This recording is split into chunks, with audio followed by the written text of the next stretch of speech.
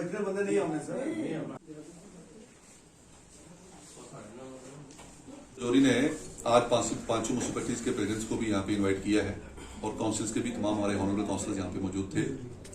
हमने इसमें सारा तबादला ख्याल किया है कि कल का जो एक्ट एडमिनिस्ट्रेशन की तरफ से एक पब्लिक का एसेट्स था जो म्युनिसिपैलिटी ने यहाँ पे सलानी ब्रिज पे खड़ा कर रहे थे, उसको जो गिराया है, उसी असना में आज हम ये आपके सामने ये बयान देने जा रहे हैं कि जो मीटिंग हमारी यहाँ पे रही है डाक बंगलों के अंदर, इसमें हमने ये सारी चीजों पे सारे ऑनरेबल काउंसिलर्स के साथ भी इसमें हमने डिस्कस किया है और हम इस नतीजे पे पहुंचे हैं कि जितने हमारे, चाहे वो कालाकोट के हमारे प्रेसिडेंट हैं, हमारे विजय सूरी जी यहाँ पे हमारे साथ हैं, नरेंद्र रैना साहब हमारे निशारा के प्रेसिडेंट हमारे साथ हैं, शकील मीर साहब हमारे थन्ना मंडी के प्रेसिडेंट हमारे साथ हैं, भारत भूषण वैद जी हमारे वाइस प्रेसिडेंट हमारे साथ हैं और हमारे काउंसिल के ऑनरेबल काउंसिलर्स।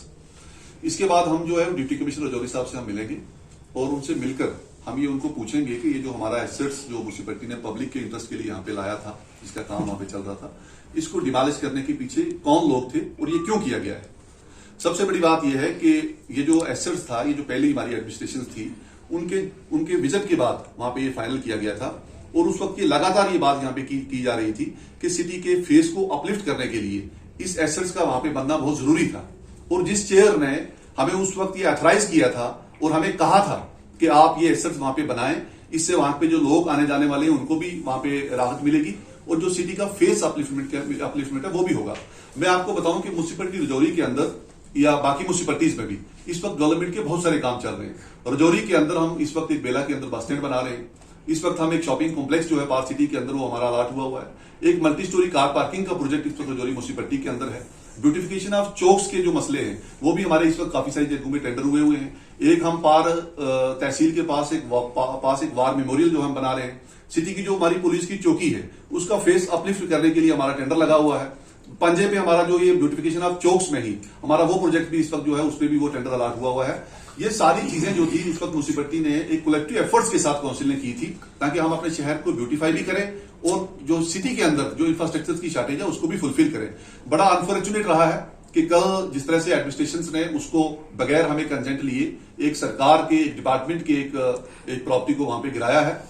उसको लेके म्युनिसिपैलिटी सारी जितनी भी है हमारी, उन सब के अंदर ये अपना एक पैगाम पहुंचा है कि म्युनिसिपैलिटी जो खुद इंक्रोचमेंट को रोकती है उन्हीं के बनाए हुए एक अपने एसेट्स को जो पब्लिक के लिए बनाया गया था उसको एडमिनिस्ट्रेशन इस तरह से एक विलफुली जाके वहां पे कॉन्स्पिरेसी के साथ वहां पे गिराएगी, ये इसका हमें यकीन नहीं था।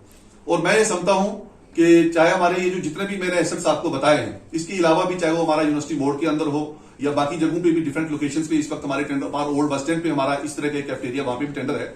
हमें अब ये लग रहा है कि अगर एडमिनिस्ट्रेशन उठकर हमारे डेवलपमेंट के कामों को इस तरह से रोकेगी तो फिर म्युनिसिपैलिटीज का काम करना मुश्किल हो जाएगा और बाकी जगहों पे भी जो हमारे इस वक्त जो काम ऑनगोइंग चल रहे हैं वो सारे भी इफेक्ट होंगे। मैं ये समझता हूं कि जितने भी ये प्रोजेक्ट जो मैंने बताए हैं या बाकी जो डेवलपमेंट्स के काम हमारे रजौरी के अंदर हो रहे हैं, ये म्युनिसिपैलिटी काउंसिल्स के एफर्ट से हो रहे हैं। इसमें एडमिनिस्ट्रेशन का कोई जो है वो हमें किस तरह की हेल्प नहीं रही है। लेकिन हमें बड़ा दुख तब हुआ कि जब हमने यहाँ के लोगों की डेवलपमेंट के लिए, अपने सिटी की डेवलपमेंट के लिए ये सारे प्रोजेक्ट यहाँ पे लाए थे। एडमिनिस्ट्रेशन के कॉर्पोरेशन की हमें जरूरत थी। हमें एडमिनिस्ट्रेशन के कॉर्पोरेशन के बजाय एडमिनिस्ट्रेशन ने एक तरफा तौर पे कुछ लोगों के साथ जो लोग इस लैंड को ग्रैब करना चाहते हैं उनके साथ, उनकी कॉन्स्पिरेसी के साथ ये जो एक्ट किया है ये बड़ा इनह्यूमन है।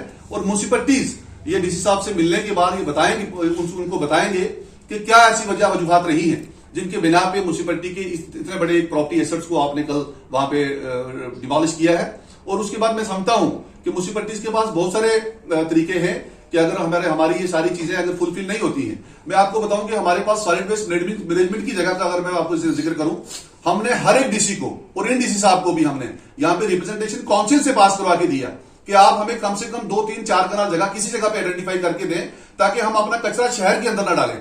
आज देखेंगे पूरे रजौरी के अंदर एक बात उठती है कि म्युनिसिपैलिटी कचरा बाजार के अंदर गिराती है जिससे यहाँ के लोगों के अंदर और पूरे रेजिडेंशियल पॉपुलेशन के अंदर एक न्यूसेंस होता है। लेकिन म्युनिसिपैलिटी के पास, रजौरी म्युनिसिपैलिटी के पास एक पैनाल जमीन भी नहीं है, बल्कि एक मरला जमीन भी नहीं है कि जहां पे हम ये सारा अपना गार्बेज वगैरह कलेक्ट करें।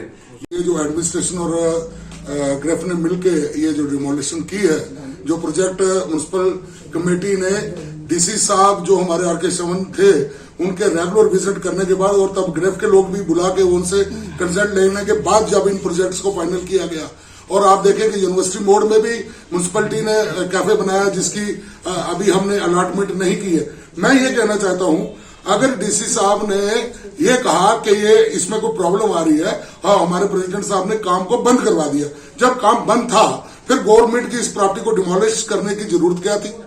बुलाते, पूरी काउंसिल को बुलाते, वो कहते कि आरव साहब इसमें ये ग्रिप वालों को प्रॉब्लम है, आप इससे 4 फुट पीछे हो जाएं, 6 फुट पीछे हो जाएं, 10 फुट पीछे हो जाएं, या आप इसको डिमोलिश कर दें क्योंकि ये आपका ठीक नहीं है। मतलब बिना किसी नोटिस, बिना कंसेंट लिए, बिना किसी बात के जो लैंड ग्रेपर लोग हैं, जो रजौरी की पहली सारी लैंड्स खा चुके हैं, उनके कहने पे ये डिमोलिशन हुई है, उनके कहने पे हुई है। मैं कैटेगरिकली कहता हूं ये बात, अगर डीसी साहब ने कहा काम बंद तो काम बंद हो गया, फिर बंद हो गया तो फिर डिमोलिश क्यों? डिमोलिश तब किया जाता है कि अगर उनके कहने पे काम बंद न होता। दूसरी बात, मुझे ये बताया जाए कि ये डिमोलिश अगर ग्रेफ ने करनी थी तो सैलानी पुल से नीचे तक जितनी भी है, क्या उसमें ये एक्ट लागू नहीं होता?